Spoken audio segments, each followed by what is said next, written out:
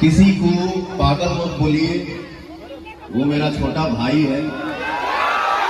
तो गाइस जैसे कि मैं बोला था आप सभी से कि पवन सिंह का आज जो है स्टेज शो है और B4 म्यूजिक वालों की तरफ से हो रहा है। और मैं बता दूं गाइस जो है पवन सिंह का वीडियो वहां से निकल के गोरखपुर से आने लगा है। तो गाइस हमारे चैनल को आप लोग सपोर्ट करके रखें, यानी सब्सक्राइब करके रखें। गाइस बता दूं कि जैसे कि पवन सिंह ने बोला कि ये हमारा भाई है। ये जो लड़का आप लोग स्टेज पर चढ़ते दिखाई दे रहे, इसके किसी ने कुछ बोल दिया था, यानी भीड़ में रख के मुक्का कर दिया था। उसी चीज को पवन सिंह ने बोला कि मेरा छोटा भाई है। तो स्टेज शो पर आने के बाद पवन सिंह के साथ ही इसने थोड़ा सा प्रोग्राम दिया और जाहिर सी बात है पवन सिंह को गले लगाया और इन्हें अपना बोला। और साथ में मैं गाइस बता दूं पवन सिंह ने इसे अपना छोटा भाई भी बोला।